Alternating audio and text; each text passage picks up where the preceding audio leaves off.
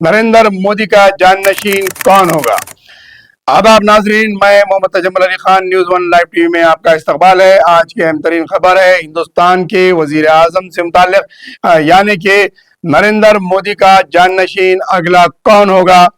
जिस तरह से बीजेपी ने और आरएसएस ने मिलकर एक पॉलिसी बनाई थी कि 75 साल जिसके मुकम्मिल हो रहे हैं उन्हें बीजेपी की जानिब से एक ऑर्गेनाइजेशन बनाया गया था, जिसका नाम था मर्गा दाशक मंडल। यानी कि 75 साल होने के बाद ओल्ड एज होम जैसा भेजा जाता है, वैसा मर्दाश मंडल को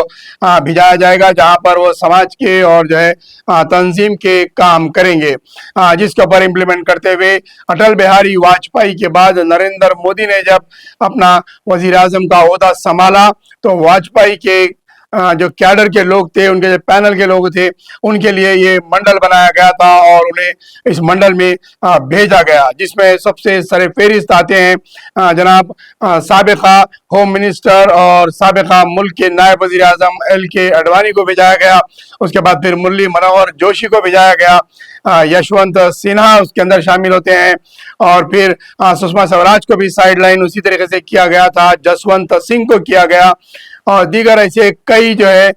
इलाकों से ताल्लुक रखने वालों को मार्गदर्शक मंडल को भेज दिया गया, ताकि वो 75 साल के बाद समाज सेवा में लग जाएं। तो अब यहाँ पर सवाल पैदा ये होता है कि वजीर आजम नरेंद्र मोदी सितंबर में 75 साल के होने जा रहे हैं और ये 2025 वजीर आजम के लिए आखिरी साल हो सकता है। इसके बाद वो मार्गदर्शक मंडल में भेज दिए जाएंगे और उनके जाननशीन का इंतखाब आरएसएस और बीजेपी को मिलकर करना है। लेकिन इस वक्त देखना यह है कि जो सरगर्मी जो है गुजरात के जो दो उम्मीदवार हैं नरेंद्र मोदी और अमित शाह का, इस वक्त गुजरात का डोमिनेशन पूरे मुल्क में चल रहा है और ये जो जय वीरू की जोड़ी है, इस जोड़ी का जाननशीन क्या अमित शाह बन सकते हैं। लेकिन अमित शाह आरएसएस और दीगर बीजेपी के ऑर्गेनाइजेशंस और मंडल्स और वर्कर्स की पसंद नहीं है। इनको ओवरटेक करते हुए कौन ये ओहदा ले सकता है, तो सबसे पहले दो चेहरे इस वक्त सामने आ रहे हैं जो आरएसएस और बीजेपी के अंदरूनी कैडर की पसंद है। पहला नाम आ रहा है उत्तर प्रदेश के चीफ मिनिस्टर आदित्यनाथ योगी का, जो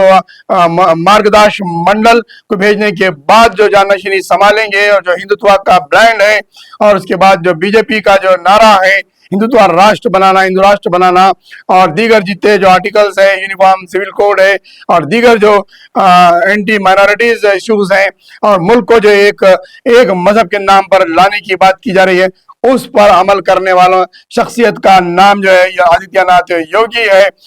जिसको आरएसएस की और बीजेपी के अंदरूनी तरफ से तायद हासिल है। लेकिन वहीं पर अगर सेकुलर ज़हन रखने वाली शख्सियत और डायनामिक शख्सियत और महाराष्ट्र से ताल्लुक रखने वाले नितिन गडकरी जो इस वक्त जो है रोड मिनिस्ट्री के मिनिस्टर हैं और वो अपनी अच्छी छवि रखते हैं, अनकरप्टेड हैं और उनका सीधा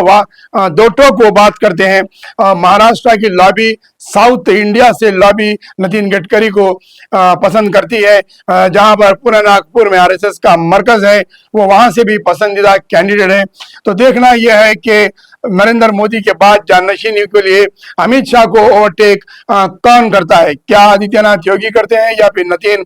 गडकरी करते हैं, क्योंकि वजीर आजम की दौड़ में ये दो सबसे सबसे पहली पसंद माने जा रहे हैं और अमित शाह को वजीर आजम का ओहदा नहीं मिल सकता, ऐसा सुनने में आ रहा है और ऐसा कहा जा रहा है कि गुजरात को 10 साल तक वजीर आजम के ओहदे पर बिठाया गया है, अब दूसरे रियासत को मौका दिया जाएगा। तो देखना यह है कि नरेंद्र मोदी का जाननशीन 2026 में कौन होगा। नरेंद्र मोदी 2025 के लिए वजीर आजम की हैसियत से आखिरी रहेंगे, इसके बाद नए वजीर आजम का इंतखाब हो सकता है। इस तरीके की खबरें हैं और इस तरीके की मार्गदर्शक मंडल में वजीर आजम की रवानगी हो सकती है। ये थी हमारे चैनल की जानिब से अहम खबर और अहम तजिया था। अब आप देख सकते हैं कि अपोजिशन की जानिब से भी कौन से वजीर आजम की तायीद की जाती है या फिर वजीर आजम की मुखालिफत में अपोजिशन भी जो है अपने बयान दे सकती है, अपना नजरिया रख सकती है और तायीद करने के ताल्लुक से भी, क्योंकि अलायंस गवर्नमेंट है चंद्रबाबू नायडू और नीतीश कुमार की सबसे बड़ी पसंद अहमियत है, क्योंकि उन्हीं की तायद से वजीर आजम के को सपोर्ट दिया जा सकता है। तो देखना यह है कि नितिन गडकरी अपनी तायद लेने में कामयाब होते हैं या फिर आदित्यनाथ योगी जो है अलायंस पार्टियों के साथ तायद लेने में कामयाब होते हैं। ये थी अहम खबर कि वजीर आजम का अगला जाननशीन कौन होगा।